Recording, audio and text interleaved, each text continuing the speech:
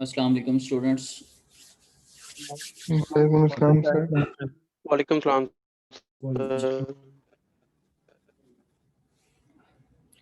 Okay जी, पहले attendance लगा लेते हैं।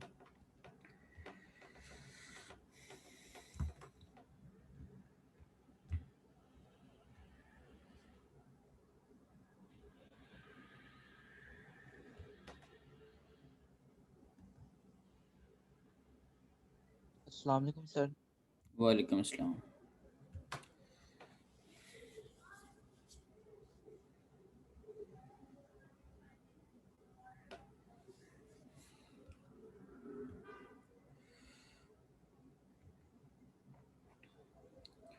ओके जी, Abdul Rahim Rauf. Yes sir present. ठीक है। अब्दुल सुबहान। Yes sir. ठीक है। अली हसन। Yes sir. ठीक है जी। अमीर हमजा।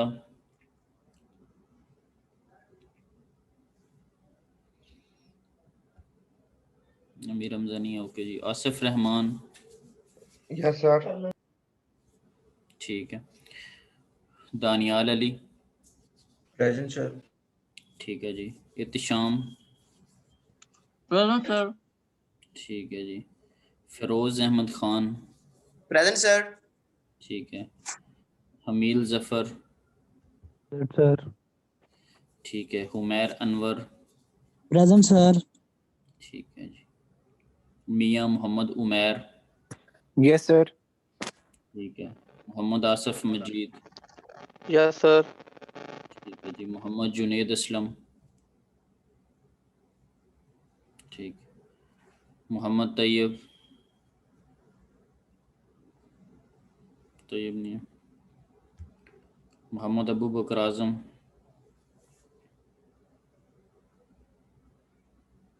Yes sir. ठीक है जी। और उसके बाद मोहम्मद आकब जहूर। Present sir. ठीक।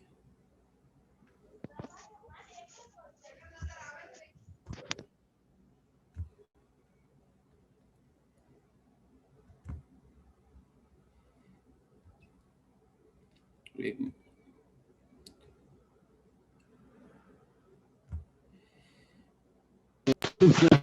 मोहम्मद असद अशरफ।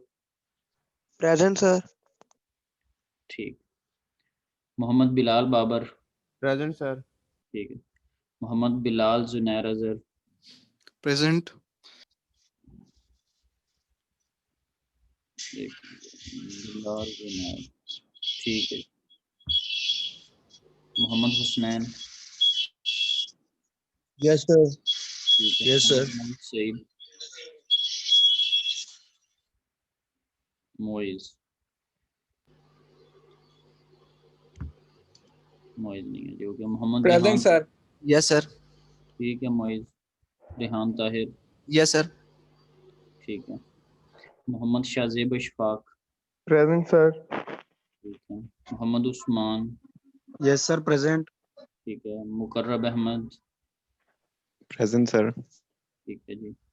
उमर शाहिद। उमर शाहिद नहीं है।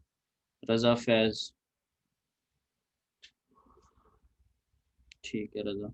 उसामा अफजल। Present sir. ठीक है। वलीद मुख्तियार।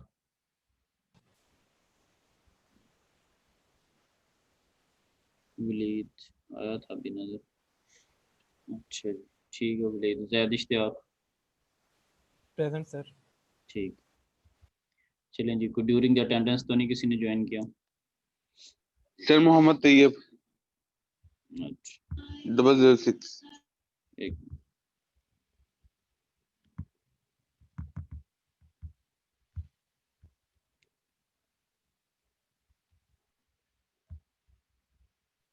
सर 009 वलीद। वलीद की तो ख्याल से लग गई। हाँ, वलीद की लगी है। वो दूसरे की भी लगा दी है। तैयब। चलें जी। ठीक है जी। That's all about attendance. और सर मोहित सईद लगी प्रेजेंट। वही सही। जब पूछ रहा था तब भी बता दिया करो ना, आप भी झटकों में बोलते हो। सर वो नेट कनेक्टिविटी इशू हो रहा था। मैं ना तू अजे तक तुसी 3 महीने ला देने ते स्टाम ਤੁਹਾਡੇ ਤੋਂ नहीं होना। पहले ही लग गई थी, मैं भी हाँ? तो देखता हूँ दोबारा। मोहित सईद ठीक है लगी हुई है प्रेजेंट में। नहीं गया ठीक है जी, चलें हम अटेंडेंस पे थोड़ा सा कमेंट करते नहीं मैनू जेडी गल दसी है ना स्टाम जेड़ा है ਉਹ ਪਿਆ ਉਹਨੂੰ ਦਿੱਤਾ ਨਹੀਂ ਆਪਣੇ ਨੂੰ ਫੂਕਿਆਂ ਨੂੰ ਉਹਨੂੰ ਆਖਿਆ ਵੀ ਇੱਥੇ ਲਿਖ ਕੇ ਦਿਓ, ਉਹਨੇ ਆਪਦੇ ਕੋਲ ਰੱਖ ਉਹਨੇ ਮੇਰਾ 10000 ਰੁਪਏ माइक ऑफ करो। जी, मैंने इधर से म्यूट कर दिया। चलें जी, अच्छा अब ईमेल उस पे असाइनमेंट पे एक छोटा सा मैं कमेंट कर लेता हूँ। मैंने आप लोगों को एक असाइनमेंट अपलोड की हुई है, उसमें बिल्कुल भी कोई न्यूमेरिकल नहीं है, कोई मैथमेटिक्स नहीं है और कोई भी डिफ़िकल्ट उसमें चीज़ नहीं है। सिंपली क्या है कि मैं वर्डिंग एक मिनट आपके सामने ले आऊँ।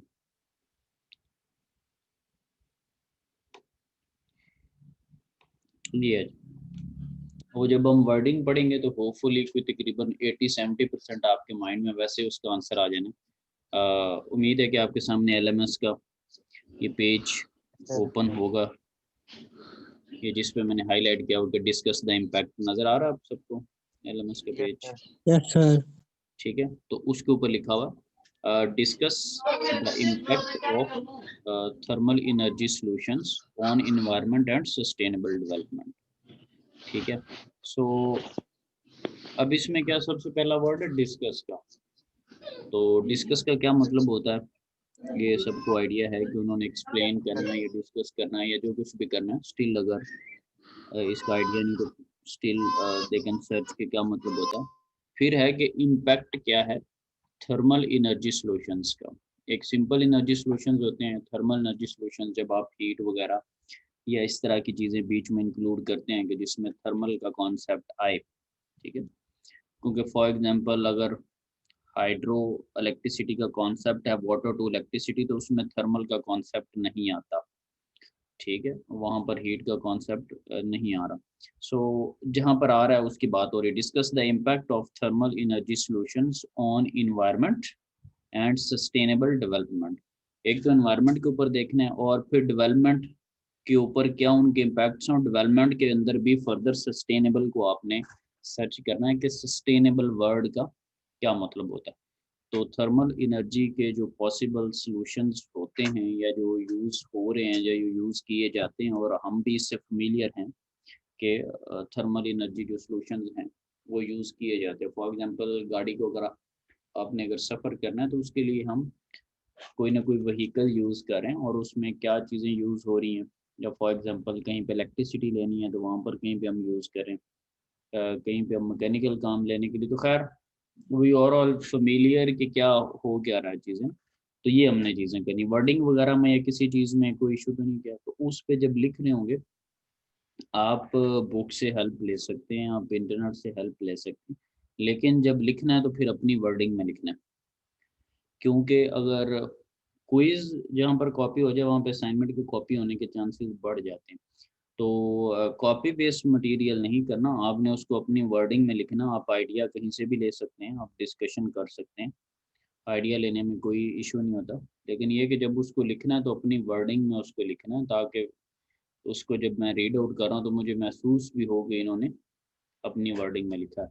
कहीं से डेटा उठा के उसको तोड़ना, उसको मरोड़ना और उसकी वो फिर जब ऐसा काम किया था ना तो फिर जब पढ़ने वाला होता है उसको एक दो पैराग्राफ्स के अंदर, बल्कि एक पैराग्राफ के अंदर ही आइडिया हो जाता है कि स्ट्रक्चर ही उल्ट पुल्ट हो जाता है, जो आप उसका रिदम ही तोड़ देते हैं। जब बात एक लिख रहे हैं ना तो किसी को ये हो कि उससे कॉपी ना हो और इसका स्ट्रक्चर थोड़ा चेंज कर दें तो फिर उसमें बात की जो खूबसूरती है वो भी अधूरी सी रह जाती है। वो बहुत अच्छी तरह से फील हो रहा होता है कि जो वर्डिंग है, जो स्टेटमेंट है, उसका स्ट्रक्चर जो वो ब्रेक हो चुका है और उसमें तवाज़न नहीं है। ठीक है, एक रिदम नहीं रहा बात में। तो बिल्कुल अपनी वर्डिंग में लिखें, हेल्प में टोटली आप इंडिपेंडेंट हैं। और अब बहुत ज़्यादा लंबी चौड़ी असाइनमेंट बनाने की ज़रूरत नहीं है, 3 पेजेस जो हैं वो इनफ हैं। इसलिए मैंने 3 to 5 मैक्सिमम लिखा हुआ है कि 3 पेजेस के राउंड अबाउट आप असाइनमेंट जो है उसको इसके ऊपर बना लेंगे। और इसकी एक जो डेडलाइन से सेट की हुई है वो 15 जनवरी की डेडलाइन है। तो सबमिशन का ये है कि जब आप उसको सबमिट करेंगे, ठीक है, तो उसको अल्टरनेटिव पे प्लेजरिज्म वगैरह भी चेक किया जा सकता है। वो बाद में देख लेंगे कि उसके सबमिशन को अल्टरनेटिव पे भेजना है या किस तरह से, तो वहाँ पे प्लेजरिज्म भी खैर चेक हो जाता है। तो एट द मोमेंट आप उसको LMS के ऊपर इसी जगह पर जहाँ पर आपको असाइनमेंट ये नज़र आ रही वीक नंबर 12 के अंदर, ठीक है, यहाँ पर जैसे आप क्विज जाके पे अपलोड करते हैं वैसे ही आप असाइनमेंट जो है वो अपलोड कर देंगे, ठीक है। और उसी तरह ही PDF फॉर्मेट में आप असाइनमेंट दे देंगे। असाइनमेंट पे अगर कोई क्वेश्चन है तो ना वेरी क्विक वे करेंगे, और ताकि मैं चीज़ को कंटिन्यू करूँ, बहुत ज़्यादा अजीबोगरीब बातें नहीं करनी। कोई रेलिवेंट अगर चीज़ है तो बताएं। सर इसमें अगर हम PDF फाइल जो वर्ड पे हम बनाते हैं वो भी उस पे एक्सेप्ट हो जाएगी? बिल्कुल हो जाएगी, ठीक है सर। आप बना सकते हैं, कोई इशू नहीं, ठीक है। लैपटॉप वगैरह जिनके पास हैं, इट्स बिट इजी कि आप उसको वर्ड में टाइप करें और उसको सेव एज PDF कर लें। Yes sir. या वर्ड में भी अगर कोई भेजना चाहे तो उसमें कोई इशू नहीं है, लेकिन ये है कि PDF में फिर वर्डिंग या कोई भी जो चीज़ है वो पेजेस के रिस्पेक्ट से फिर आगे पीछे नहीं होती, ठीक है। PDF Yes, में sir. ये चीज़ें एक तरह स्टक हो जाती हैं और वो उसकी अपीयरेंस जो होती है वो थोड़ी बेहतर नज़र आती है, जिस वजह से अक्सर डॉक्यूमेंट पे हर जगह पे जो PDF लिखा होता है उसका बेसिक पर्पस बेसिकली यही होता है। तो आप वर्ड में भी दे सकते हैं, कोई किसी किस्म का कोई इशू नहीं है, ठीक है। सेव बेहतर है एज जब लिख लेंगे सेव एज कर लें और सेव एज करके टाइप के अंदर PDF कर लें, ठीक है। बेहतर होगा। अगर किसी को कोई टेक्निकली कोई इशू तो वो मतलब यानी कोई टिप्स वगैरह लेनी हो तो वो डिस्कस कर सकता है, ठीक है जी। Yes sir. ओके, अच्छा, ये असाइनमेंट का स्ट्रक्चर, तो हमने 4th चैप्टर को जो है उसको हमने कवर कर लिया हुआ। तो 4th चैप्टर को आप साथ साथ जो है वो स्टडी करते रहें। अभी 5th जो चैप्टर है उसमें कुछ अभी कल आपको एक थोड़ा ओवरव्यू दिया था, तो उस पे कुछ थोड़ा बहुत कुछ जो डिवाइसेस हैं, लेट्स से टरबाइन या कंप्रेसर वगैरह, जो पॉसिबल डिवाइसेस हैं जो कि हमने साइकिल्स वगैरह में यूज़ करनी है, हम उनको स्टडी करके तो फिर 1-2 लेक्चर्स के बाद जो है वो हम एक क्विज रख लेंगे जो चैप्टर नंबर 4 और 5 जो है उस पर कॉन्सिस्ट कर रहा होगा। तो उसके लिए बेहतर है कि आप चैप्टर 5 को साथ साथ स्टडी करना शुरू कर दें, और 4 जो आपको करवाया उसको भी और 5 को भी स्टडी करते रहे, ताकि एक आध वीक के बाद जब हम क्विज वगैरह अनाउंस करें तो आपकी प्रिपरेशन जो है वो प्रॉपर हो। तो 3 क्विज पहले हो चुके हैं, एक क्विज जो है वो मैं चैप्टर 4 और 5 को मिला के ले लूँगा, तो यूँ 4 क्विजेज हो जाएंगे, एक आपकी असाइनमेंट हो जाएगी, 5 चीज़ें हो जाएंगी। और बाकी ये जनवरी वाला जो मंथ है जो कभी कंटिन्यू है, इसके बिल्कुल एंड पे एक मैं क्विज लूँगा जो कि साइकिल्स वगैरह जब हम स्टडी करेंगे तो उस पर एक क्विज लूँगा, लेकिन वो बिल्कुल इस सेमेस्टर के एंड पर जाकर होगा। बाकी जो चीज़ें हैं वो हम 5 अपनी जो असेसमेंट है वो उससे पहले मुकम्मल कर चुके होंगे। 15 के करीब उससे थोड़ा पहले हमारा क्विज भी हो चुका होगा, और 15 तक डेडलाइन के अकॉर्डिंगली हमारी असाइनमेंट भी हो चुकी होगी। तो यूँ हमारी 5 असेसमेंट बिल्कुल इजीली पूरी हो जाएंगी। जो छठा क्विज होगा उसको हमने कवर एंड पे करना है, तो वो उसका हम उस वक्त क्विज ले लेंगे। लिहाजा हमारे इस कोर्स में बहुत ज़्यादा भाग दौड़ एंड पे नहीं होगी कि सेमेस्टर एंड हो रहा और हम जल्दी जल्दी अपने क्विज मुकम्मल करें। हम 15 के करीब पहले ही अपनी 5 असेसमेंट मुकम्मल कर चुके होंगे, और एक छठी असेसमेंट होगी जो कि एंड वाला सिलेबस है और उसको एंड पर ही लिया जाए, ठीक है। तो लिहाजा इस कोर्स से रिलेटेड कोई भी एंड पे आपको कोई असाइनमेंट्स वगैरह या उस तरह की चीज़ें वगैरह नहीं प्रोवाइड की जाएंगी। आपका जो भी स्केड्यूल है आप उसको उसी तरह अपनी मर्जी से चलाएं, ठीक है जी। तो मैं पहले अपनी चीज़ें ऑलरेडी मैनेज कर चुका हूँ। उसका एक पर्पज़ यही होता है कि at the and I don't like के मैं रश के अंदर भाग रहा हूँ और स्टूडेंट भी भाग रहे हैं, ठीक है। तो हमने एक प्रॉपर वे में अपना काम जो है वो ऑलमोस्ट हम साथ साथ कर रहे हैं जो जो चीज़ हमें चाहिए। तो सर एसेंशियल कितने मार्क्स का होगा? क्या हुआ? एसेंशियल कितने मार्क्स के होंगे असाइनमेंट क्विज़ेस? सेशनल जो है वो 50 मार्क्स के होंगे और 50 मार्क्स का ऑलमोस्ट आपका फाइनल होगा।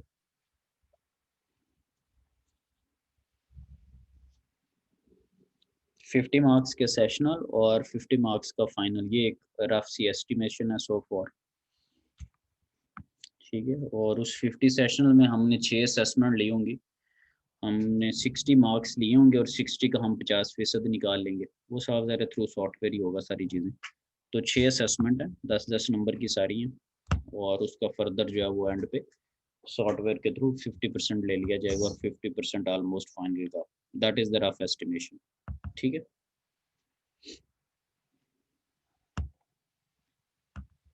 चलें जी। चैप्टर 5 को लास्ट टाइम उसका थोड़ा सा मैंने आपको एक ओवरव्यू देने की कोशिश की थी उसकी इम्पोर्टेंस से रिलेटेड, कि उसमें हमने जो ओपन सिस्टम्स हैं उनको स्टडी करना है। ठीक है, सो होपफुली आपके सामने चैप्टर नंबर 5 की स्लाइड आपको नज़र आ रही होगी, ऐसे ही है?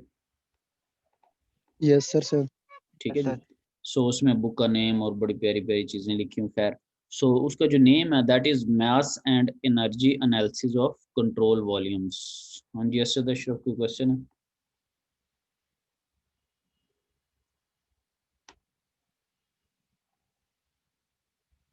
चले खैर, हाथ रेज किया तो खैर नहीं हो। सो जी, इसका नेम है mass and energy analysis of control volumes. So control volume का दूसरे लफ्ज़ों में मतलब होता है ओपन सिस्टम। ठीक है, तो ओपन सिस्टम को हम स्टडी करें तो ये ओपन सिस्टम की जब हम बात करते हैं तो डेफिनेट सी बात है मास इन और आउट होगा। तो अब यहाँ पर मास एनर्जी बैलेंस इक्वेशन के अंदर या एनर्जी एनालिसिस के अंदर मास के कम्बिनेशन भी हमें नज़र आएगा।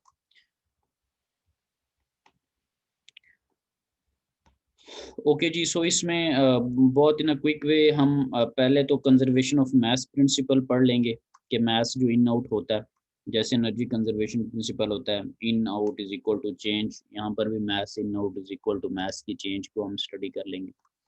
फिर इसमें हम देख लेंगे कि हमारे पास स्टेडी फ्लो जो प्रोसेसेस हैं उनको हम देख लेंगे। उसके बाद फिर कुछ हम जो डिवाइसेस हैं उनको स्टडी करेंगे। जैसे सेकंड लास्ट पॉइंट है कि solve energy balance problems for common steady flow devices such as nozzles, compressors, turbines, throttling valve, mixer, heaters, heat exchangers वगैरह।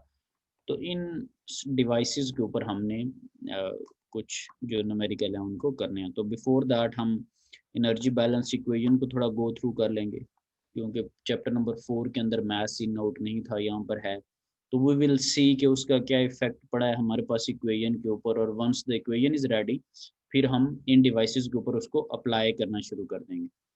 ठीक, सो ये हमारा एम्फसिस है। और क्यों हम इनको स्टडी कर रहे हैं, for example steady flow devices को, क्योंकि इन्होंने जो हमारे साइकिल्स हैं उनके अंदर यूज़ होना है। फॉर एग्जांपल अगर टरबाइन की बात करें तो वो जो भी आपके पास पावर प्लांट है जिसमें मैकेनिकल वर्क से आप जो है वो फर्दर जनरेटर को चला रहे हैं, तो उन सारों में टरबाइन का कॉन्सेप्ट है। और अगर आप कहीं भी रेफ्रिजरेशन या हीटिंग की बात करें तो उसमें कंप्रेसर का लिंक है। ठीक है, सो कुछ इस तरह की चीज़ें हैं जो कि हर जगह पे हमारे सामने आएंगी, तो इसलिए हम इनको स्टडी करें एक स्पेसिफिक एक पर्पस की बेस के ऊपर। और ये पिस्टन्स वगैरह और इस तरह की चीज़ों को क्यों स्टडी करें, क्योंकि जो भी आपके पास कंबस्शन इंजन्स हैं या साइकिल्स हैं, लेट से जनरेटर वगैरह हैं, हीट इंजन्स हैं, व्हीकल्स के अंदर यूज़ हो रहे हैं, तो उनके अंदर पिस्टन होता है और क्रैंक शाफ्ट होती है, और वो भी कम्बिनेशन। तो इसीलिए हम प्रैक्टिकल चीज़ें जो हैं उनको वक्तन फ़वक्तन डिस्कस करें किसी न किसी शक्ल में। So let's continue with the conservation of mass. तो कंजर्व मास का क्या है कि जैसे एनर्जी एक कंजर्व प्रॉपर्टी है, उसके क्या मतलब है कि नाइदर क्रिएटेड नॉट डिस्ट्रॉयड ना। और एक सेकंड चीज़ होती है कि टोटल अमाउंट ऑफ जो एनर्जी होती थी ना वो रिमेन्स कांस्टेंट होती थी।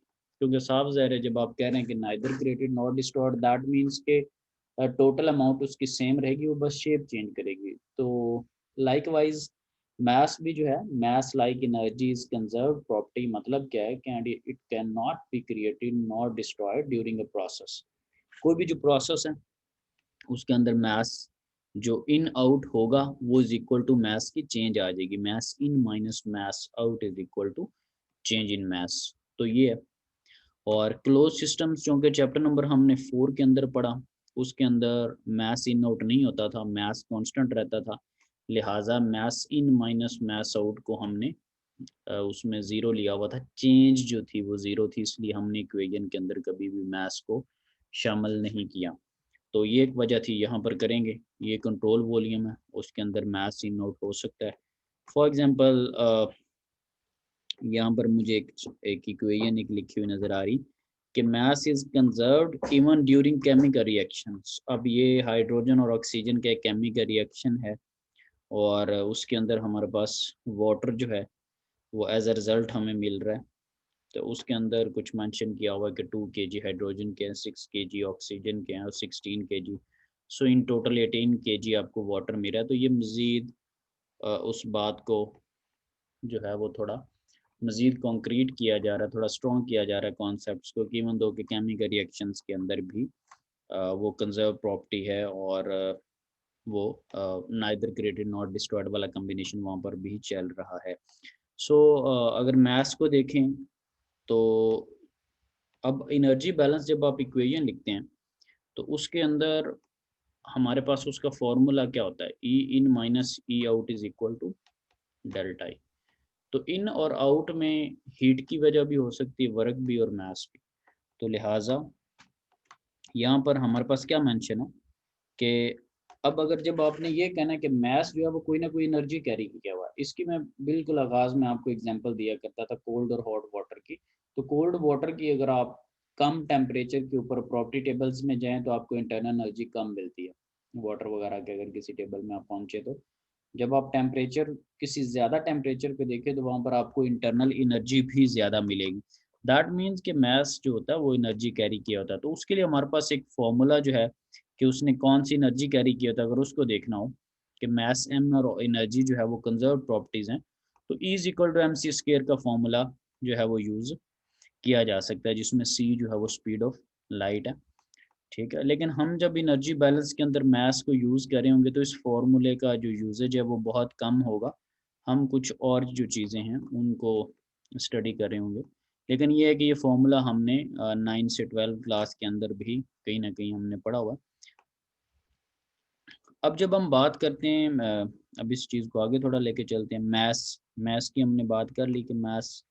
अब एक वर्ड होता है फ्लो रेट। तो फ्लो रेट का क्या मतलब होता है? अभी हेडिंग हमारे सामने नजर आ रही स्लाइड की, mass and volume flow rate. So what does it mean? ये चल रहा हो कोई जी जैसे कोई वाटर है, उसका जो मैस है वो फ्लो कर रहा है, नहीं चल रहा, जैसे हम्म वाटर वगैरह चल, हम्म यानी कि मोशन की सूरत में। हम्म वो तो फ्लो हो गया ना। तो रेट का क्या मतलब होता है? Divided by time. Divided by time. अच्छा, अब ये रेट का जो वर्ड है, ये डेफिनेशन आपने अपनी अर्ली क्लासेस में भी देखी होगी कि वहाँ पे अक्सर लिखा होता है rate of change of a displacement is called velocity, rate of a change of velocity is called acceleration. तो वहाँ पर भी अक्सर आपने रेट ऑफ चेंज इस तरह की कुछ बातें वहाँ पर पढ़ी। तो रेट का मतलब ये होता है कि वो चीज़ पर यूनिट टाइम है, वो टाइम से डिवाइडेड है। जैसे आप स्पेसिफिक में कहते हैं पर यूनिट मास है, वो मास से डिवाइडेड होती। सो जो मास या वॉल्यूम एक पर यूनिट टाइम के अंदर कितना मास या कितना वॉल्यूम फ्लो कर रहा है, दैट इज वॉल्यूम या मास फ्लो रेट। ठीक है, और वॉल्यूम या मास का फ्लो करना ही आपको ओपन सिस्टम की जो बेसिक प्रॉपर्टी है उसको हाईलाइट कर रहा है कि समथिंग इज गोइंग ऑन, यहाँ पर कोई ना कोई चीज़ इन या आउट की सेंस में है और उसकी पॉसिबिलिटी फ्लो की सेंस में ही आती है।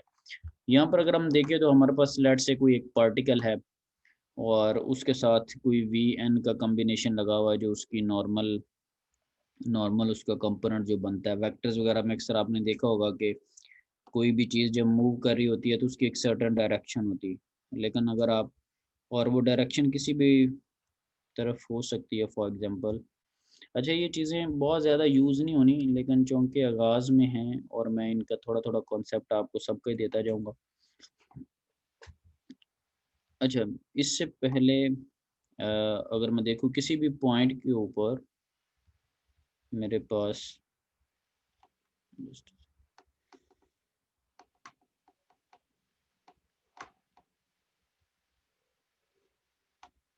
किसी भी ये जो पॉइंट है उसके ऊपर मेरे पास एक सर्टेन कोई ना कोई स्पीड या कोई ना कोई वेलोसिटी होगी, तो अगर मैं नॉर्मल कंपोनेंट लूँ तो वो बिल्कुल वर्टिकली हो जाएगा इसके ऊपर 90 के एंगल के ऊपर, ये हमें चीज़ बताई हुई है। और जो एरिया जिसको आप एनालाइज करें वो बहुत एक स्मॉल पोर्शन है।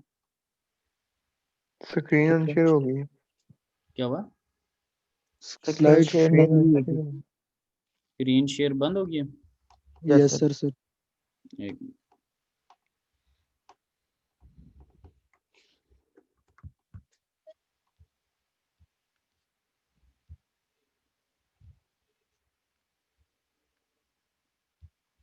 यस सर सर अभी विजिबल है। अब है स्लाइड आपको समझ? Yes sir sir. ठीक, चलें जी। अब इसमें क्या है हमारे पास के लेट से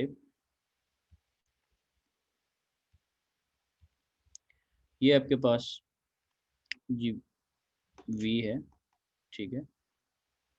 तो अब ये जब एक पार्टिकल फ्लो कर रहा होगा उसकी कोई ना कोई सर्टेन वेलोसिटी, कोई ना कोई सर्टेन स्पीड होगी, और किस एरिया पे आप एनालाइज कर रहे हैं दैट इज डेल्टा ए सी। अब इसको सिंपली ए सी क्यों नहीं लिखा हुआ? क्योंकि ये एक स्मॉल पोर्शन है, आपने जो पूरा जो सरफेस है उसको नहीं लिया हुआ, आप उसका एक पैच जो है उसको स्टडी कर रहे हैं।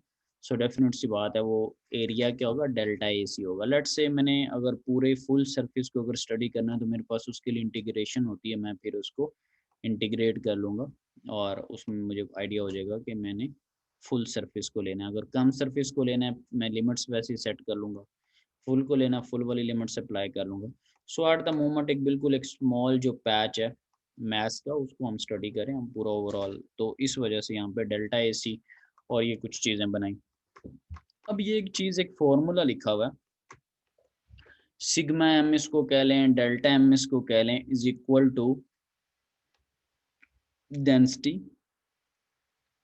वेलोसिटी और एरिया। तो ये फॉर्मूला किसी न किसी रूप में हम पहले भी देख चुके हैं, इसको कहीं आइडिया है कि ये फॉर्मूला हमने कहाँ पे देखा हुआ है या ये आया कैसे, या कोई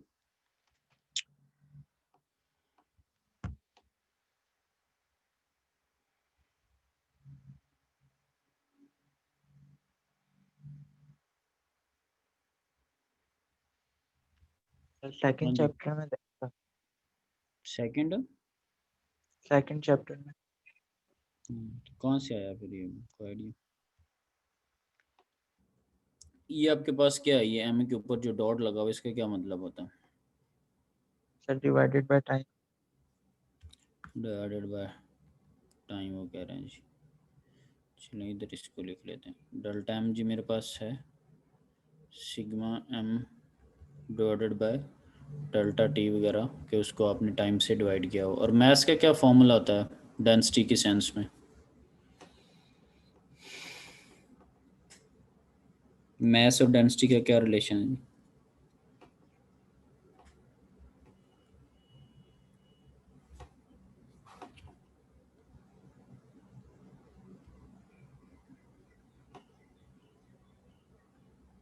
density is equal to mass over volume. तो हमारे पास मास क्या होगा जी फिर? Density multiply volume. Density into volume, ठीक है, डिवाइडेड बाय टी। और वॉल्यूम के अंदर कितनी डायमेंशंस होती हैं? वॉल्यूम के अंदर 3 डायमेंशंस होती हैं। वॉल्यूम को फर्दर अगर मैंने उसको चेंज करना हो, फर्दर किसी डायमेंशंस में लिखना हो, तो मैं उसको लेंथ विड्थ इनटू हाइट कह लूँगा, ठीक है। 3 डायमेंशंस के अंदर वॉल्यूम लिखा जा सकता है। सो वॉल्यूम को लेट से मैं अगर लेंथ वगैरह के डायमेंशन में लिख देता हूँ और साथ में मेरे पास मैं बाकी 2 डायमेंशंस को वैसे रहने देता हूँ, वो मेरे पास क्या बन जाएगा? एरिया बन जाएगा, ठीक है।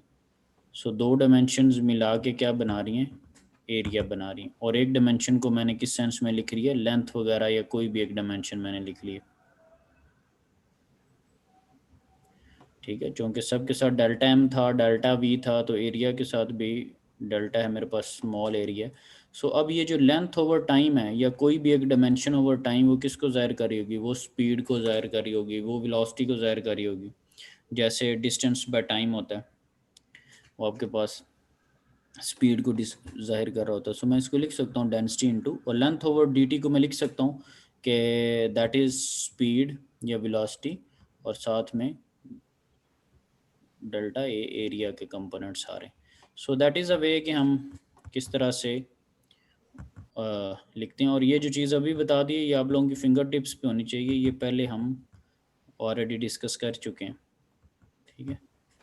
और बाकी ये कि क्लास में पार्टिसिपेट भी किया करें। लेट से कि अगर स्टूडेंट बोर है तो वो एक अलग बात है, बाकियों का भी पता चले आती है चीज़ नहीं आती, खैर टीचर को पता तो होता है, लेकिन फिर भी है कि पार्टिसिपेशन जो होती है वो ज़रूरी होती है। सो खैर नहीं हो, मैथ्स पर यूनिट जो टाइम है उसको हमने लिख दिया कि दैट इज़ समथिंग, और कहीं अगर यूज़ करना होगा तो हम यूज़ कर लेंगे। एनी हो, अच्छा अब ये मेरे पास सिग्मा एम डॉट लिखा हुआ है। अगर मैं सिंपल मैथ्स को एनालाइज करना चाहूँ, मैं स्मॉल पोर्शन को एनालाइज नहीं करना चाहता, मैं फुल फ्लैज पूरी सरफेस को पूरे सिस्टम को अगर मैं इंटायर जो सेक्शन है उसको अगर स्टडी करना चाहता हूँ, तो उसके लिए मेरे पास ब्यूटी है इंटीग्रेशन की। मैं क्या करूँगा कि मैं इसी डेल्टा को इंटीग्रेट कर दूंगा। जब मैं इंटीग्रेट करूँगा तो ये साथ में जो स्मॉल पोर्शन है ये ख़त्म हो जाएगा डेल्टा का, ये सिग्मा का, ठीक है। जब मैं इसको इंटीग्रेट करूँगा तो मेरे पास सिंपल एम डॉट रह जाएगा। तो ये जो पूरी चीज़ है इसको मैं इंटीग्रेट कर दूँगा, और जब मैं इंटीग्रेट करूँगा तब मैं पूरी लिमिट्स लगा दूँगा कि मैं इंटायर एरिया की बात करूँ, पूरी प्रॉपर क्रॉस सेक्शन की मैं जो है वो बात कर रहा हूँ, ठीक है। तो दैट इज़ द वे। अगर कहीं हमारे पास फॉर्मूला आता है तो ये इस चैप्टर का जो आगाज़ है उसमें चीज़ें जो है वो थोड़ा खुले दिमाग के साथ देखने वाली हैं कि कौन सी बात पे क्या कर रहा है, ठीक है। उसकी अप्रोच किसी भी टाइम पे कुछ भी हो सकती है।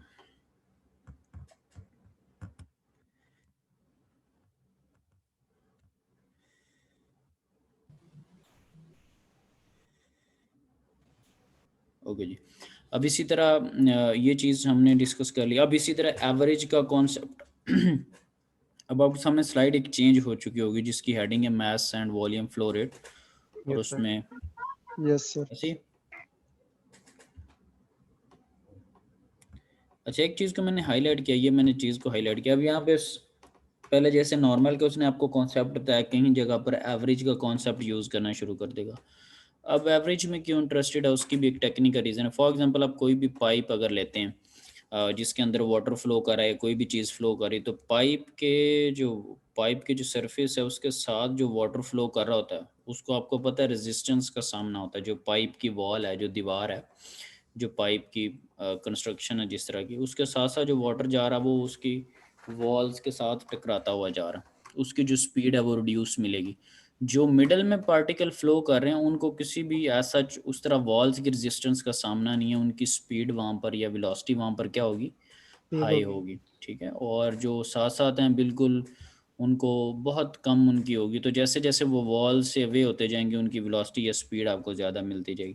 तो यहाँ पे एक चीज़ मेरे सामने आती है, दैट मीन्स कि वेरिएशन है, डिफरेंट पॉइंट पे डिफरेंट स्पीड हो सकती है। फॉर एग्जांपल आप कोई एक सेमेस्टर स्टडी कर रहे हैं तो उसमें किसी में आपका कोई ग्रेड है, किसी में कोई ग्रेड है, 5 to 6 डिफरेंट कोर्सेज हैं और डिफरेंट आप ग्रेड्स ले रहे हैं और डिफरेंट मार्क्स ले रहे हैं। तो इन टोटल आप at the end of the degree 40 to 50 different courses पढ़ते हैं। तो नो वन विल आस्क कि ओके जी एक साइड से शुरू हो जाएं और आप हमें बताएं कि जी पहले सेमेस्टर में 6 कोर्सेज में क्या ग्रेड है, फिर क्या, फिर क्या, फिर क्या। सो माइट भी आपको खुद से भी याद ना हो। तो इवेंचुअली आप कहाँ पर आके एंड होते हैं, आप उसको अपने टोटल मार्क्स या तो बता देते हैं या कोई जीपीए बता देते हैं या कोई एवरेज बता देते हैं।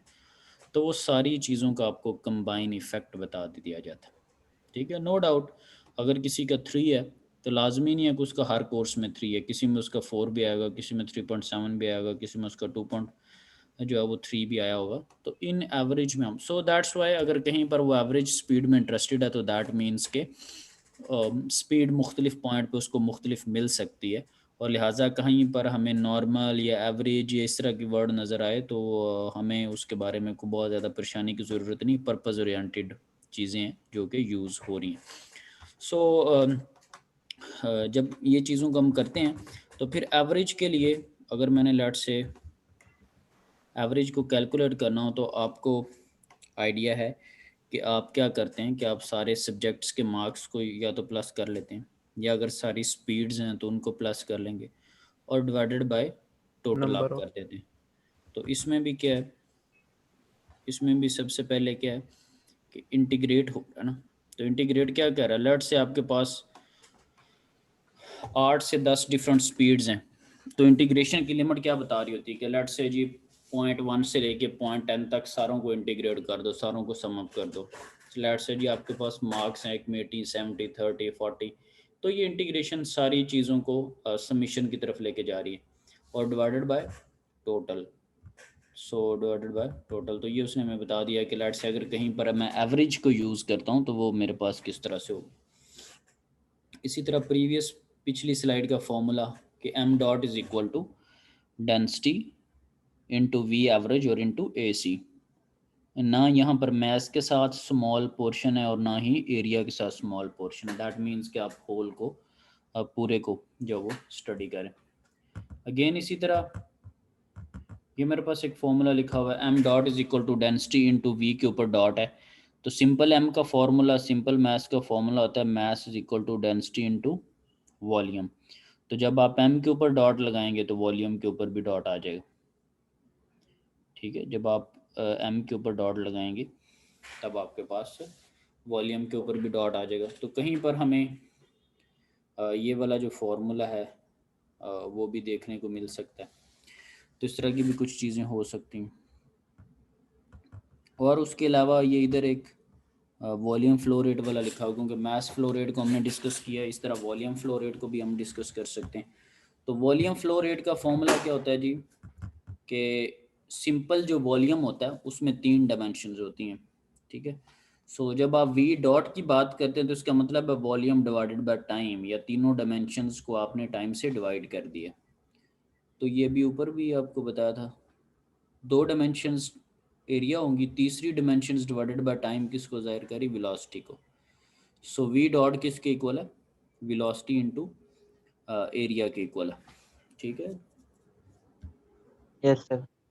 और इसी तरह हम ये भी लिख सकते हैं, एवरेज अगर लेनी है, इंटीग्रेशन कर लिया, सारा कुछ हो चुका है, तो एवरेज भी आप लिख सकते हैं कि वी एवरेज इंटू ए सी और we into A C.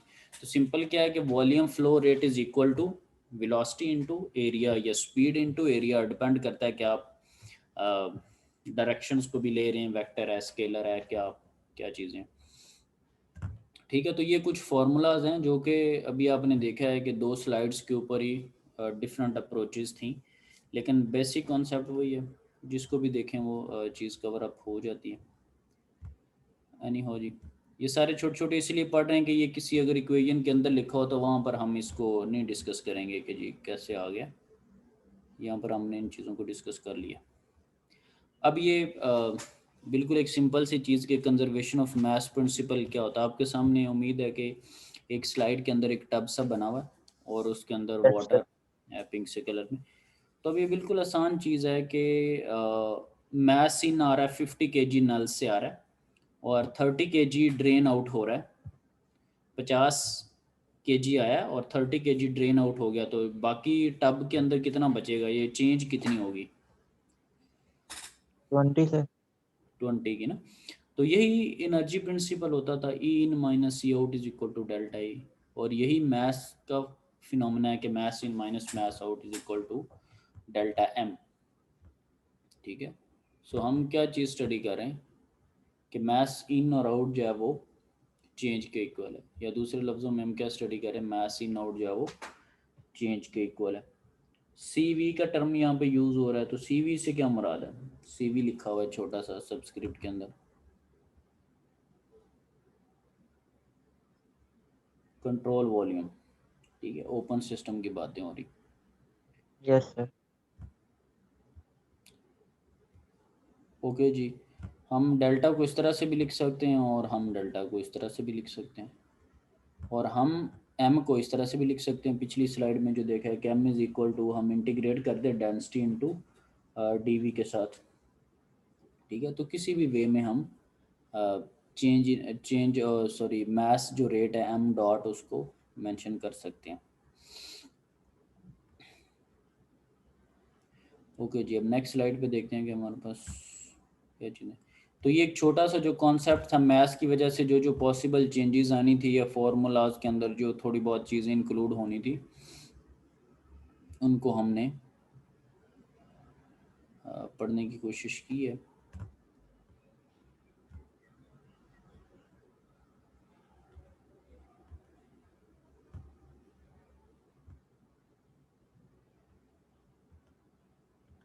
Okay जी, अब इसी तरह ही आगे हमारे पास हमें कोई एक नज़र आ रहा है जी, कंजर्वेशन ऑफ मास प्रिंसिपल। तो उसमें आप देख रहे हैं कि एक काफ़ी सारी एक पूरी एक सरफेस है हमारे सामने, कंट्रोल सरफेस का उसको नाम दिया गया CS, और उसके अंदर लिखा हुआ कंट्रोल वॉल्यूम CV, ठीक है। और उसके अंदर एक छोटा सा ग्रे से कलर का पैच है डेल्टा A, जिसको डिस्कस किया जा रहा है, ये आप देख रहे हैं। पहली स्लाइड में भी हमने देखा यस था कि डेल्टा एक स्मॉल पोर्शन है, उसको हम स्टडी करें। और कुछ आपको n वगैरह नज़र आ रहे हैं, n क्या नॉर्मल कंपोनेंट है, और V जो पिंक से कलर में आपको नज़र आ रहा है। तो जब मास फ्लो करेगा तो उसकी हर टाइम डायरेक्शन चेंज होगी इस सरफेस के ऊपर, कभी उसके डायरेक्शन किसी तरफ होगी, कभी किसी तरफ होगी। तो नॉर्मल जो कंपोनेंट होता है वो हम 90 के ऊपर उसको ले रहे होते हैं, ठीक है जी। सो इन केस अगर नॉर्मल कंपोनेंट को डिस्कस करना हो तो स्केलर और वेक्टर के केस में फिजिक्स में हमने स्टडी किया हुआ कि जी normal component of velocity Vn is equal to V cos theta, ठीक है। तो इस सेंस में भी हम उसको लिख सकते हैं। अब इसी तरह अगर डिफरेंशियल मास फ्लो रेट निकालना हो तो मास फ्लो रेट आपके पास क्या है, density into velocity into area. तो अगर नॉर्मल कंपोनेंट है उसकी जगह हम V cos थीटा भी लिख सकते हैं। तो ये एक वे है कि हम उसको किस तरह से कर रहे हैं। ओके जी, फिर अब इसमें हमारे पास उसी तरह की एक चीज़ हमारे पास लिख दी गई है कि चेंज इन जो मास है वो किसके इक्वल है, इन और आउट के इक्वल है। नीचे भी वही लिखा हुआ कि चेंज इन मास इन और आउट के इक्वल है। तो वही एक ही चीज़ है, उसको रिपीटिंग के सेंस में हम लेके जा रहे हैं। अब यहाँ पे हम देखते हैं कि मास balance for steady flow process, जैसे आप एनर्जी बैलेंस देखते थे स्टेडी फ्लो प्रोसेस के लिए। तो सबसे पहली बात यह है कि स्टेडी फ्लो प्रोसेस कौन से प्रोसेस होते हैं जो कि विद रिस्पेक्ट टू टाइम जिनके अंदर चेंज नहीं आ रहा होता। ये चैप्टर नंबर 1 के अंदर हमने डेफिनेशन पढ़ी थी, ठीक है, कि विद रिस्पेक्ट टू टाइम जिनके अंदर चेंज नहीं आता, और विद रिस्पेक्ट टू पोजीशन जिनके अंदर चेंज नहीं आता, उनको हम यूनिफॉर्म का वर्ड उनके साथ ही यूज़ कर रहे होते हैं। So mass balance for steady flow process हमें यहाँ पर क्या बता रहा है कि टाइम के साथ साथ मास के अंदर जो है वो चेंज नहीं आएगा। सो लेट्स सी कि देखते हैं कि स्टेडी टाइम के अंदर अगर चेंज नहीं आएगा तो इसका दूसरे लफ्ज़ों में क्या मतलब है कि mass in is equal to mass out. अगर चेंज नहीं आएगा तो इसका मतलब है चेंज ज़ीरो है, यही मतलब लूँगा ना मैं। यस सर अगर चेंज नहीं है तो इसका मतलब है कि चेंज ज़ीरो है। तो mass in minus mass out is equal to zero. So इसका मतलब है कि स्टडी फ्लो प्रोसेस के अंदर mass in is equal to mass out. So अब यहाँ पर हमारे पास एक पिक्चर जो हमें नज़र आ रही है, उसके अंदर मिडल में क्या लिखा हुआ है, लेफ्ट साइड पे control volume control volume CV लिखा हुआ। उसके दो इनलेट्स हैं, एक के अंदर मास फ्लो रेट कितना और दूसरे के अंदर कितना। M1 डॉट की क्या वैल्यू है, M2 डॉट की क्या वैल्यू है।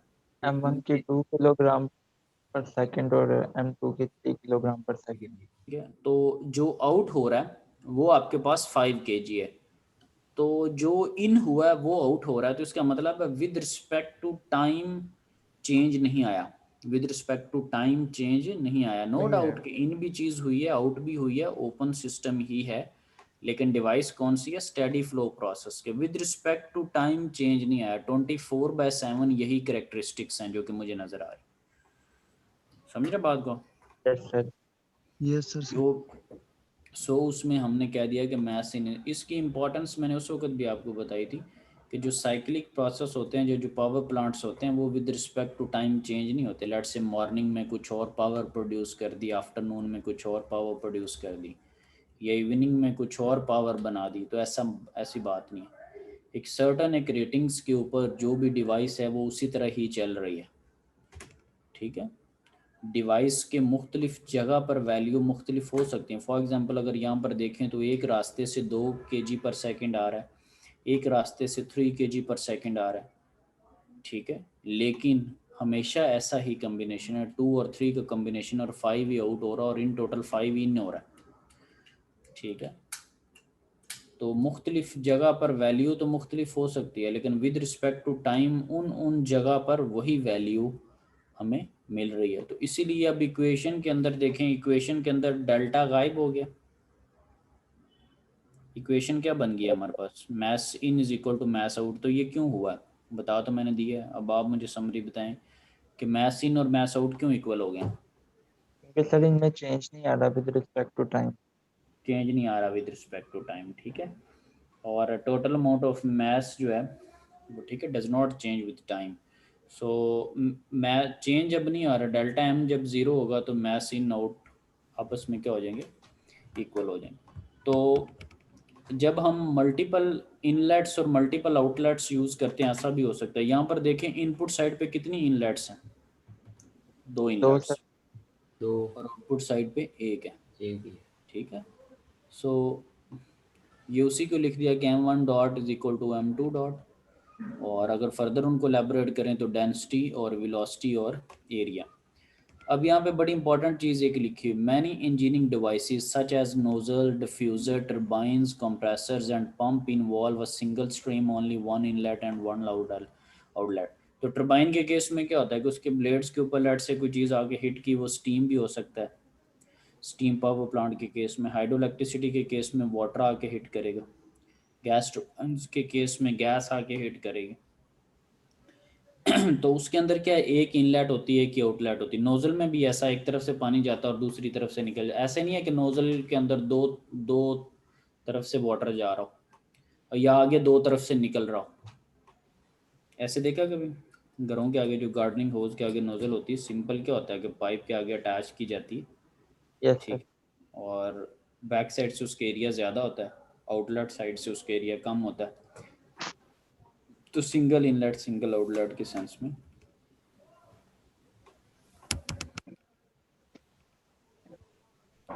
अच्छा, आप मुझे बताएं कि इनकम्प्रेसिबल फ्लो कौन सा होता है? ये कंप्रेसिबल वर्ड या इनकम्प्रेसिबल के क्या मतलब है? कॉम्प्रेसिबल या इनकम्प्रेसिबल, या कंप्रेस या इनकम्प्रेस, ये जो वर्ड है वॉल्यूम्स वगैरह के सेंस में हम इनको यूज़ करते रहते हैं। कंप्रेस जो कंप्रेस हो जाए और इनकम्प्रेस जो ना हो, सर सिंपल अगर कहें तो। वो कह रहे हैं कंप्रेसिबल ये कि जो कंप्रेस हो सके, जिसका वॉल्यूम चेंज हो सके, यस सर। ठीक है। कभी आपने किसी चीज़ को दबा के कंप्रेस कर दिया, कभी उसको एक्सपैंड करते। इनकम्प्रेसिबल जिसका जो वॉल्यूम है वो चेंज नहीं हो रहा। तो ये नहीं कि इससे हमें थोड़ा ये फील हुआ कि इनकम्प्रेसिबल फ्लो कुछ ऐसा हम डिस्कस करने लगे हैं कि जिसका वॉल्यूम चेंज जो है वो नहीं हो रहा, ठीक है। और लिखा हुआ जी स्पेशल केस, चलें डिस्कस कर लेते हैं क्या स्पेशल केस है। अब ये देखें आपके पास डायग्राम जो बनी हुई है उसके अंदर क्या लिखा हुआ है? Air compressor. Air compressor.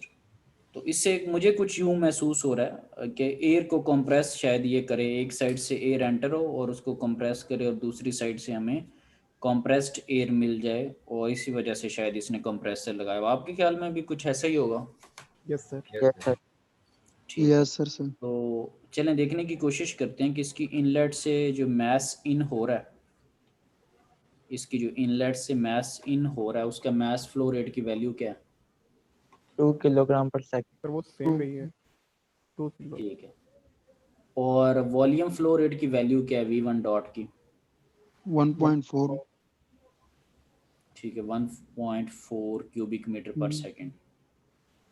और जो आउट हो रहा है मैस फ्लो रेट उसकी क्या वैल्यू है? 2 किलोग्राम या सर सेम। जो एंटर हो रहा है और जो आउट हो रहा है मैस फ्लो रेट बराबर? Yes yes sir. तो मेरे ख्याल से शायद स्टडी फ्लो प्रोसेस में होता भी ऐसे, अभी पिछली स्लाइड में आपने पढ़ा। Yes yes sir sir. Sir. Yes sir. अच्छा, वॉल्यूम फ्लो रेट को देखें, वॉल्यूम का इक्वल है? नो सर चेंज है। हाँ no sir. Sir changeable. Volume change है, तो ऐसे फील हो रहा है कि जो वॉल्यूम फ्लो रेट है वो डिफरेंट है, ऐसे ही? Yes sir. Yes sir. Volume flow rate क्या डिफरेंट है, मतलब? अच्छा, तो स्टेडी फ्लो प्रोसेस को अगर हम डिस्कस करें तो उसमें क्या होगा कि जो वॉल्यूम एंटर हो रहा है वही आउट के बराबर है, ऐसे ही? सर मैथ नहीं था, जो एंटर हो रहा वही आउट के बराबर।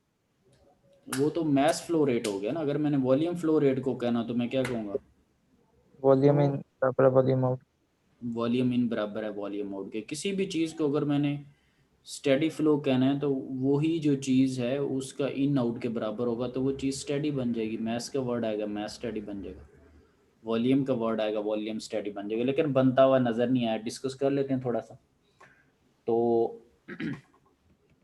अगर स्टडी हो तो उस केस में हमने स्टडी फ्लो प्रोसेस के केस में हमने लिखा हुआ है कि वॉल्यूम जो एंटर हो रहा है वो आउट के इक्वल हो जाना चाहिए। ठीक है। सो यहाँ पर अगर आप देखें देयर इज नो, यहाँ पर एक लिखा हुआ है, क्यों इसको स्पेशल केस भी क्यों कहा गया वगैरह वगैरह, ये इस पर छोटी सी डिस्कशन कर लेते हैं। So there is no such thing as a conservation of volume principle. तो आपको वो कुछ ऐसा कहने की कोशिश कर रहा है कि यहाँ पे वॉल्यूम जैसे कंजर्वेशन ऑफ मास प्रिंसिपल होता है ना, वैसे volume conservation of volume principle वाली कोई चीज़ नहीं है। यानी कि mass in minus mass out is equal to delta M. तो मैथ्स के साथ इस तरह के कम्बिनेशंस होते हैं, और मैथ्स को आप फॉर्म ऑफ एनर्जी में भी ले जाते हैं। यानी कि एनर्जी इन आउट तीन तरह से हो सकती है ना, हीट की वजह से, वर्क की वजह से, या मैथ्स की वजह से। तो मैथ्स एक कंजर्व प्रॉपर्टी है, वॉल्यूम ऐसा नहीं है। ठीक है। और साथ में और भी देखते हैं कि हमारे पास और क्या चीज़ हमें mention. However for steady flow of liquids the volume flow rate as well as the mass flow rate remains constant. बड़ी इंपॉर्टेंट चीज़ है कि क्या लिखा हुआ है, however for steady flow of liquids, liquid की बात हो रही, लिक्विड का एक केस में डिस्कस करने लगा हूँ। क्या डिस्कस करने लगा हूँ? लिक्विड के केस में volume flow rate as well as the mass flow rate remains constant. वजह क्या? Since liquids are essentially incompressible substances. Liquids जो होते हैं ना वो कंप्रेस नहीं हो सकते, तो जब कंप्रेस नहीं होगा तो जो चीज़ इन हो रही है वही आउट होगी। जैसे मैस इन हुआ है और मैस आउट बराबर है, इस तरह वॉल्यूम का इन और वॉल्यूम का आउट भी बराबर होगा अगर लिक्विड होगा। लेकिन अगर गैस होगी तो गैस कंप्रेस हो सकती है, गैस का वॉल्यूम चेंज हो सकता है। तो लिहाजा गारंटी नहीं है कि जो चीज़ इन हो रही है वही आउट के तौर पे मिले, वो बदल भी सकती है। तो यहाँ पर क्यों बदली है, यहाँ पर क्या वजह थी? ये हाउएवर वाला पैराग्राफ पढ़ के ये जो लिखा हुआ है, मैं साथ साथ कर्सर मूव कर रहा हूँ। However for steady flow of liquids the volume flow rate as well as the mass flow rates remains constant since liquids are essentially incompressible substances। तो यहाँ पर अब इसको पढ़ के क्या फील होता है, यहाँ पर क्यों वॉल्यूम फ्लो रेट बदल गया? V1 कुछ और है, V2 कुछ और क्यों हो गया? एयर वगैरह, एयर कंप्रेसर लगा हुआ, तो जाहिर है ये कोई एयर को ही कंप्रेस कर दिया इसने, जिसकी वजह ये से जो वॉल्यूम। सब्सटेंस है, ये जो एयर है, ये जो गैस है, ये कंप्रेस हो सकती है, ये कंप्रेसिबल सब्सटेंस है एयर। हमें जो पैराग्राफ में वो बता रहा है, हमें पैराग्राफ में वो ये बता रहा है कि अगर इनकम्प्रेसिबल होता, अगर कोई ऐसा सब्सटेंस होता जो दबाया नहीं जा सकता था, जिसका वॉल्यूम चेंज नहीं होता, और वो किन का नहीं होता, लिक्विड्स का नहीं होता, तो लिक्विड के केस में मास फ्लो रेट भी सेम रहेगा और वॉल्यूम फ्लो रेट भी सेम रहेगा। लेकिन कंप्रेसिबल अगर सब्सटेंस होगा तो उस केस में मास तो सेम रह रहा होगा, लेकिन वॉल्यूम की गारंटी नहीं है। समझे बात को? वॉल्यूम की गारंटी नहीं है। इसी वजह से स्लाइड का नाम क्या है जी, स्पेशल केस वगैरह वगैरह। अच्छा, नीचे एक पैराग्राफ और लिखा हुआ, during a steady flow process volume flow rates are not necessarily conserved. यानी कि मे और may not be, volume flow rate हो भी सकते हैं, कंजर्व नहीं भी हो सकते। कब हो जाएंगे? जब लिक्विड होगा। कब नहीं हो सकते? जब लिक्विड नहीं होगा। Although mass flow rates are, mass flow rate चाहे लिक्विड हो चाहे गैसेस हों, मास फ्लो रेट आपको कांस्टेंट ही मिलेगा, लेकिन वॉल्यूम फ्लो रेट की गारंटी नहीं है। लिक्विड्स होंगे तो सेम मिल सकता है, लिक्विड नहीं है तो सेम नहीं मिल सकता। ठीक है? Yes sir. ठीक है जी, चलें, हमने इसको स्पेशल भी डिस्कस कर लिया और बगैर स्पेशल सारा कुछ डिस्कस कर लिया।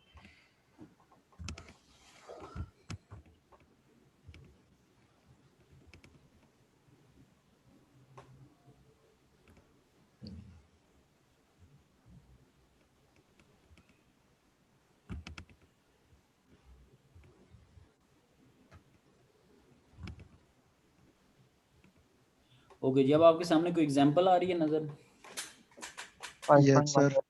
Yes sir. ठीक है जी। तो ये आपको कह रहा है कि जो gardening hose attached with a nozzle is used to fill a 40 litre buckle, इसका बकेट, और इसका जो वॉल्यूम है, यानी कि जो बकेट आपके पास है, इसका जो वॉल्यूम है वो लीटर्स के अंदर फिलहाल मेंशन है 40 लीटर ना। और नोजल आगे लगी हुई, हमें पता भी है कोई एक पर्सन है गार्ड, उसके पास पाइप है ब्लैक से कलर का, गार्डन होज उस पर मेंशन है, नोजल लगी। और नोजल पिक्चर में भी आपको नज़र आ रही है, वैसे भी आपने देखा है कि जहाँ पर वाटर इन होता है उसका एरिया वहाँ पर ज़्यादा होता है, और जहाँ से वाटर ने आउट होना उसका एरिया वहाँ पर कम होता है, ताकि स्पीड के साथ आपको फ्लो मिले. So the inner diameter of the hose is 2 centimetre and it reduces to 0.8 centimetre at the nozzle exit. ये हम पहले डिस्कस कर चुके हैं कि जो नोजल है उसका बैक एंड पे एरिया ज़्यादा होता है और आगे फ्रंट फुट पे उसका एरिया कम होता है जहाँ से वो लीव कर. तो हमें उसका डायमीटर बता भी दिया गया. क्या डाया से हम एरिया निकाल सकते हैं? उसके लिए सबसे पहली चीज़ जो होती है कि हमें शेप का पता हो. और यहाँ पे गार्डनिंग होज जो होता है, जो पाइप के आगे आपने नोजल लगाई हुई है, वो इनलेट और आउटलेट साइड पे आगे क्या होता है, सर्कुलर शेप बनी होती है उसकी. कौन सी शेप होती? सर्कुलर. Circular shape. पाइप के जो चीज़ उसके ऊपर आ रही है वो भी एक सर्कल सा बना होता है, और जहाँ से एग्जिट हो रहा है वो भी एक सर्कल सा बना होता है. तो सर्कल के एरिया का फॉर्मूला क्या होता है? Pi R square. Pi R square. तो यहाँ पर आपको तो डाया दिया हुआ है, तो आप क्या करोगे? तो उससे मल्टीप्लाई कर देंगे डाया को, तो रेडियस आ जाएगा हमारे पास. रेडियस जो होता है दैट इज d/2. ठीक है. रेडियस जो होता है वो d/2. सो आपको डाया दिया हुआ है और आप पाई आर स्क्वायर का जो फॉर्मूला है और उसके अंदर आर फर्दर क्या हो गया कि d/2, डाया को आप 2 से डिवाइड करके आप एरिया निकाल सकते हैं. तो आपके पास इनलेट का भी एरिया आ सकता है, आउटलेट का भी एरिया आ सकता है. क्या ख्याल है? ऐसे ही? Yes sir. इनलेट का भी एरिया आ जाएगा, आउटलेट का भी एरिया आ जाएगा. So if it takes 50 seconds to fill the bucket with water, determine. तो अगर आपको 50 seconds लगते हैं इस बकेट को फिलअप करने के लिए, टाइम भी आपको बता दिया गया, क्योंकि अक्सर जगह पर आपको पर यूनिट टाइम करना पड़ेगा ना. फॉर्मूलाज में आपने देखा होगा कि आपको टाइम डॉट अक्सर आ रहा होता है ऊपर, तो कहीं कहीं पर अगर टाइम चाहिए तो 50 सेकेंड्स है. डिटरमाइन क्या करना? The volume and mass flow rate. ठीक है, वॉल्यूम और मास फ्लो रेट. लेट से वॉल्यूम उसका आपको दिया हुआ है और टाइम भी दिया हुआ है, वॉल्यूम फ्लो रेट भी आ सकता है. ठीक है, मास फ्लो रेट निकालना है तो मास आपके पास क्या होता है, density into volume. Volume flow rate आपने पहले ही निकाल लिया. लेट से अगर वॉल्यूम पर टाइम करके तो उसको डेंसिटी से मल्टीप्लाई कर लेंगे अगर वाटर की डेंसिटी, से हमारे पास मास फ्लो रेट भी आ सकता है. फिर हमारे पास इसी तरह एवरेज वेलोसिटी है, उसको भी देख लेते हैं. मैं सोल्यूशन आपके सामने भी रखता हूँ कि हमने एवरेज वेलोसिटी का भी फॉर्मूला पढ़ा, नॉर्मल का भी पढ़ा. इसमें जो मेन चीज़ इंपॉर्टेंट है वो बी पार्ट में लिखा हुआ था, average velocity of water at nozzle exit. ये क्या कॉन्सेप्ट वाइज तब्दीली लेके आएगा? नोजल एग्जिट का जो वर्ड है, उसने कहा average velocity of water at nozzle exit. तो ये क्या चेंज लेके आएगा नोजल एग्जिट का जो वर्ड है? सर इसकी स्पीड ज़्यादा हो जाएगी एग्जिट पे, क्योंकि नोजल एग्जिट पे स्पीड ज़्यादा होती है, जो जहाँ से एंटर होता है वहाँ कम होती है नोजल में. और उसका एग्जिट पे वॉल्यूम भी कम होगा जो हमें. एरिया का भी कह सकते हैं, एरिया भी कम होता है नोजल में. चलें जी, सारी बच्चों की बातें काफ़ी हद तक ठीक हो सकती हैं कि आपके पास नोजल एग्जिट पे एरिया वगैरह कम होता है और इस तरह के मामलात होते हैं. ठीक है, मैं यानी कि बात यही है, मैं बेसिकली जिसकी वजह से कहा था ना उसमें चलें एक दो अच्छी बातें निकल आई. मैं बेसिकली एग्जिट की तरफ रुझान थोड़ा इसलिए करवाया था क्योंकि जब आप कैलकुलेशंस करते हैं ना, तब आपके पास एवरेज जब आपने उसकी स्पीड वगैरह कैलकुलेट करनी है तो उसके अंदर एरिया आ रहा होता है, और यहाँ पर उसने वर्ड मेंशन किया एट नोजल एग्जिट. तो इसका मतलब है कि आप नोजल एग्जिट का एरिया उस वक्त मल्टीप्लाई करेंगे, और नोजल एग्जिट का एरिया मल्टीप्लाई करने का मतलब ये है कि पाई आर स्क्वायर में उस वक्त जो डाया यूज़ करेंगे वो नोजल एग्जिट का करेंगे. ठीक है, और वो आप सब की बातें ठीक हैं कि जी एरिया कम हो जाएगा और स्पीड ज़्यादा हो जाएगी वगैरह वगैरह, वो चीज़ें ठीक हैं. यानी कि मैं न्यूमेरिकल पॉइंट ऑफ व्यू से आपकी तवज्जो दिलवाई और आपने कॉन्सेप्ट वाइज तवज्जो दे दी, तो ये दोनों बड़ी अच्छी चीज़ें बन गई हैं. ये अब आपके सामने आ गया जिसको मैं सारे को बयान कर रहा था. इसको ना वेरी क्विक वे कर लेते हैं. सो एक मिनट, अभी आपके सामने बुक है या स्लाइड नज़र आ रही है आपको? सर ये बुक है. ठीक है, चलें.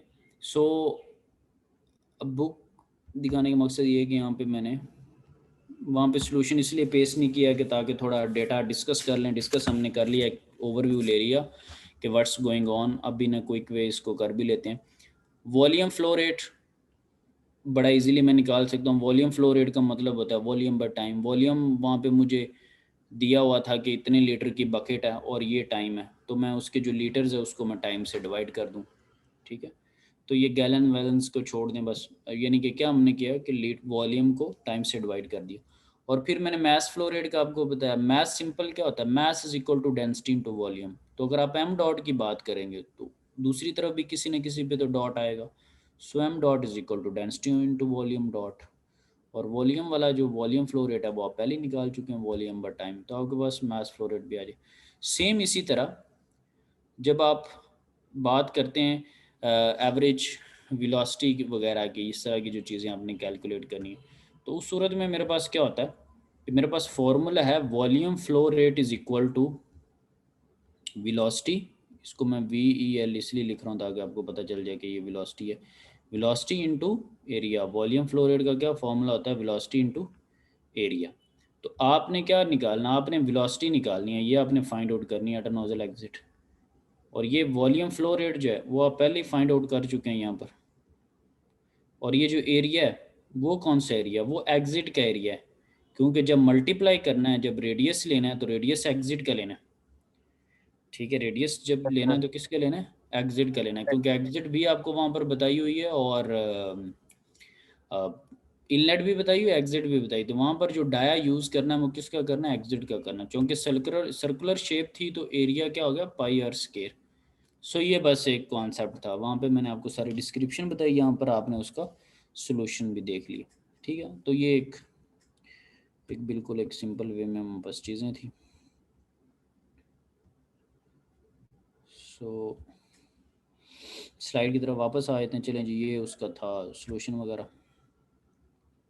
ओके जी, इसी तरह अब मेरे पास एक चीज़ लिखी हुई, flow work and the energy of a flowing fluid. उम्मीद है आपके सामने स्लाइड नज़र आ रही होगी, ठीक है। Yes sir.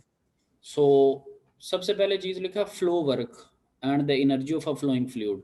अच्छा, इसमें देखने को मुझे कुछ इस तरह की चीज़ें नज़र आ रही कि फ्लो वर्क का शायद टर्म मैंने पहले ना सुनी हो, और यहाँ पे मुझे कुछ ऐसा भी लग रहा है कि कोई ऐसा वर्क होगा जो किसी चीज़ को फ्लो करवाता होगा, अल्फाज से भी मुझे ऐसा लग रहा है। और flow work and the energy of a flowing fluid.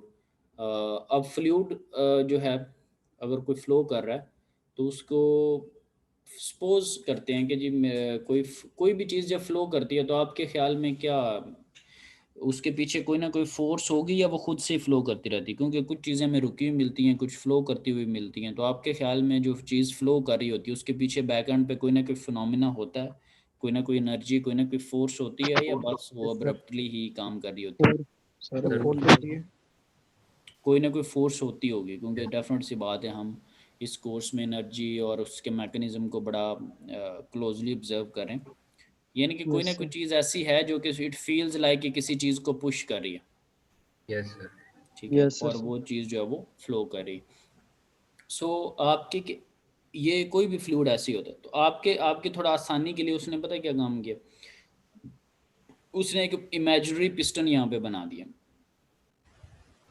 कि आपको ऐसा, अब ये पिस्टन में देखें, पिस्टन के नीचे फोर्स है, ऐसे लग रहा है किसी चीज़ को उसने पुश किया, क्लोज वॉल्यूम में आई और फिर वो चीज़ आउट हो रही है, यानी कि ज़ाहरी तौर पर पिस्टन ही है, लेकिन थोड़ा आपकी थिंकिंग को ब्रॉड करने के लिए उसने क्या किया कि ऐसी कोई चीज़ है जिसे पीछे से कोई चीज़ कोई धक्का लगा रही, ठीक है। ये हमारे सामने ना भी अगर पिक्चर रखता तो हम मोस्टली इस बात से इत्फाक करते हैं कि कोई ना कोई ऐसी फोर्स होगी जो कि किसी न किसी चीज़ को फ्लो करवा रही, ऐसा ही है। Yes sir. Yes sir. ठीक है, चलें इसको मैथमेटिकली थोड़ा सा देख लेते हैं, क्योंकि जब उसने फ्लो वर्क की बात की तो हमें कहीं यूज़ करना पड़ सकता है। जो फोर्स होती है उसका फॉर्मूला होता है प्रेशर इनटू एरिया, हम सबको पता है, force is equal to pressure into area, या pressure is equal to force per unit area. Okay जी, हम इससे फेमिलियर हैं। सो ये तो फोर्स है। तो अगर हम वर्क को कैलकुलेट करें तो वर्क क्या होता है कि किसी पर्टिकुलर जगह पर जो फोर्स लग रही है और उसकी वजह से जो आपको डिस्प्लेसमेंट मिल रहा है, या जो चेंज इन उसकी लेंथ आ रही है, या जो चेंज इन डिस्प्लेसमेंट आ रहा है, ठीक है, यही होता है वर्क। Yes sir. ठीक है, सो सपोज कि हमारे पास फोर्स लग रही है पिस्टन के ऊपर, और किसी ख़ास एरिया पे फोर्स लग रही है, और ये नीचे मेंशन है कि आपके पास जो लेंथ है वो डेफिनेट सी बात है वेरी करेगी, पिस्टन आगे पीछे मूव करेगा, डिस्टेंस के अंदर डिस्प्लेसमेंट के अंदर चेंजेस आएंगी। तो इसलिए लिख दिया फोर्स इंटू लेंथ उसने लिख दिया। फोर्स क्या होता है? प्रेशर इंटू एरिया इंटू वो लेंथ, वो वाला मैकेनिज्म बन गया। तो एरिया इंटू लेंथ क्या होता है? मैं अक्सर आपको कहता रहता हूँ कि वॉल्यूम के अंदर 3 डायमेंशंस होती हैं, 2 डायमेंशंस एरिया के अंदर और तीसरी लेंथ के अंदर है। तो एरिया इंटू लेंथ को आप क्या लिख सकते हैं? वी। ठीक है, जैसे लेंथ विड्थ और हाइट होती हैं 3 डायमेंशंस। तो फ्लो वर्क का हमारे पास यहाँ पे आ गया पीवी, और यानी कि इससे फर्दर क्या निकला कि प्रेशर इंटू वॉल्यूम। ये वही एक तरह का लॉजिक है जैसे आप बाउंड्री वर्क में नहीं कहते होते थे कि पी इंटू डी वी, कहते थे ना, पी इंटू डीवी, के किसी जगह पे एक सर्टन प्रेशर लगाया और वॉल्यूम के अंदर क्या चेंज आया। तो यहाँ पर क्या है कि किसी एक सर्टन पॉइंट के ऊपर जो आप प्रेशर एक्सर्ट कर रहे हैं और उसकी बेस के ऊपर जो वॉल्यूम या उस पर्टिकुलर वॉल्यूम अगर आप नहीं कहते तो फिर आप क्या कहेंगे? आप ये बात करेंगे अगर इमेजिनरी पिस्टन लिया हुआ तो उस एरिया पे जो पर्टिकुलरली फोर्स लगा रहा है या उस एरिया पे जो प्रेशर लगा रहा है, ठीक है, और जिस एरिया पर लगा रहा है और जो वो डिस्प्लेसमेंट वगैरह कवर कर रहा है, उस सेंस में मिला के हम उसको वॉल्यूम की फॉर्म में भी ले जाते हैं। तो अब वर्क जो है वो वर्क क्या है? एक फॉर्म ऑफ एनर्जी है। तो वर्क के यूनिट्स क्या होंगे? वर्क के भी यूनिट्स जो होंगे वो जौल्स की सेंस में होंगे, किलो जौल्स की सेंस में होंगे, क्वांटिटी ज़्यादा मेगा जौल्स की सेंस में हो सकते हैं। एक चीज़ आप देखें, साथ ही डब्ल्यू फ्लो उसने स्मॉल में लिख दिया और आगे पी वी के आगे वी भी स्मॉल में कर दिया। तो ये किस चीज़ को ज़ाहिर कर रहा है? ये स्पेसिफिक वर्क फ्लो को ज़ाहिर कर रहा है। ये work flow per unit mass है, ये पर केजी से डिवाइडेड है। ठीक है, सो अब हम क्या करेंगे? अगर कहीं पे वर्क फ्लो होगा तो हम चुप करके उसकी जगह पी वी का फॉर्मूला जो है वो यूज़ करेंगे। अब ये लास्ट स्लाइड है और ये बिल्कुल इस चैप्टर का समरी है। इस चैप्टर की साफ ज़रा भी न्यूमेरिकल हमने करने हैं, बड़ा कुछ करना है। ऊपर मेरे पास हेडिंग है total energy of a flowing fluid. ठीक है, अब मुझे अब ये बताएं कि जब तक फ्लूइड जो था प्रीवियस के अंदर फ्लूइड फ्लो नहीं कर रहा था तो उसके अंदर हमारे पास एनर्जीज कौन कौन सी थी? काइनेटिक, पोटेंशियल और इंटरनल। कौन कौन सी थी? काइनेटिक, पोटेंशियल और इंटरनल। तो अब अगर बात हम कर रहे हैं कि total energy of a flowing fluid, तो आपके ख्याल में इसमें जो फ्लूइड को फ्लो करवा रही है वो एनर्जी को बीच में शामिल कर लूँ? इजाज़त है? क्योंकि इंटरनल, काइनेटिक और पोटेंशियल थी तो इसके अंदर फ्लो एनर्जी का भी कम्बिनेशन होगा जो कि फ्लूइड को फ्लो करवा रही। पहले, इससे पहले चैप्टर नंबर 4 जो है आपके पास, ये मैं स्लाइड के ऊपर लिख रहा हूँ, चैप्टर नंबर 4 के अंदर क्लोज सिस्टम्स के अंदर नॉन फ्लोइंग वो फ्लूइड थे, पता है ना? चैप्टर 4 क्या था? नॉन फ्लोइंग फ्लूइड था। तो उसके अंदर आपने क्या स्टडी किया था? नॉन फ्लोइंग फ्लूइड में एनर्जी को क्या स्टडी किया था? इंटरनल, काइनेटिक और पोटेंशियल, ऐसे ही था। सब के मैथ्स क्यों गायब हैं? क्योंकि ये स्पेसिफिक में लिखी हुई मैथ्स से डिवाइडेड हैं सारी चीज़ें। तो अब जब बात आई है फ्लोइंग फ्लूइड की, किसकी बात आई है? फ्लोइंग फ्लूइड की। तो ये देखें उसने कौन क्या चीज़ बीच में ऐड कर दी है? पीवी। क्या चीज़ ऐड कर दी है? पीवी। पीवी। इसमें कोई इशू तो नहीं है क्यों ऐड कर दिया पीवी? No sir. ओके जी। सो अब क्या फॉर्म बनी है? PV U V by V square by 2 और जी जी। ये बेसिकली क्या है कि सबका मास डिवाइडेड है ना। अच्छा, मुझे एक चीज़ बताएं कि अगर नॉन फ्लोइंग को वो ई का नाम दे रहा है तो फ्लोइंग फ्लूइड का उसे कोई ना कोई सिंबल बदल नहीं लेना चाहिए ताकि फ़र्क वाजे रहता रहे? जब आपने एक चीज़ को एक अलहदा कॉन्सेप्ट दे दिया है तो इट्स बेटर नहीं कि आप उसका कोई ना कोई सिंबल डिफरेंट रखें ताकि सिंबल भी कॉन्ट्राडिक्ट ना करें। क्या ख्याल है? Yes sir sir. ठीक है, तो अब एक चीज़ मुझे अब बताएं कि आपके पास काइनेटिक इंटरनल एनर्जी और पीवी को अगर प्लस कर दें तो क्या बनता है? यू प्लस पीवी क्या होता है? एंथैल्पी। यू प्लस पीवी क्या होता है? एंथैल्पी। हाँ, ऊंची बोलें थोड़ा सा। इंथैल्पी होता है। यू प्लस पीवी क्या होता है जी? एंथैल्पी। इंथैल्पी। तो अब ये इक्वेशन क्या बन जाएगी? अब ये आपके पास थीटा क्या बन जाएगा? थीटा, ये नॉन फ्लोइंग फ्लूइड की एनर्जी क्या बन जाएगी? इंथैल्पी, काइनेटिक एनर्जी और पोटेंशियल एनर्जी। तो लिहाजा इस चैप्टर के अंदर जब हम एनर्जी बैलेंस इक्वेशन यूज करेंगे तो उसके अंदर इंटरनल एनर्जी की जगह क्या आया करेगा, इंथैल्पी आया करेगी। इंटरनल एनर्जी की जगह क्या आया करेगी, इंथैल्पी। क्यों? क्योंकि उसके अंदर फ्लो वर्क ऐड हो गया। बात समझ रहे? Yes sir. ठीक है, सिंबल भी हमने उसको डिफरेंट दे दिया है। और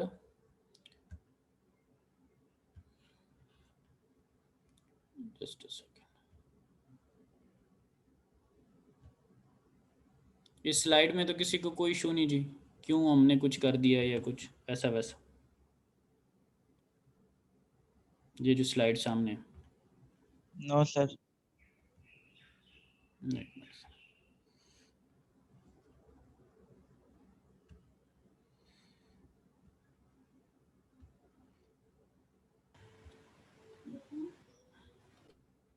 अब नेक्स्ट में फिर आपको बाकी चीज़ों का बताएंगे। तो ये जो हमने प्रीवियस स्लाइड डिस्कस किया, आई होप सो कि इसमें आपको कोई इशू जो है वो नहीं होगा, क्योंकि हमने नेक्स्ट में जो कॉन्सेप्ट यूज़ किया करना है उसके अंदर हमारे पास इंटरनल एनर्जी की जगह क्या आ जाया करेगा, इंथैल्पी का कम्बिनेशन होगा किनेटिक और पोटेंशियल में, और वो ओपन सिस्टम में फ्रीक्वेंटली यूज़ होगा।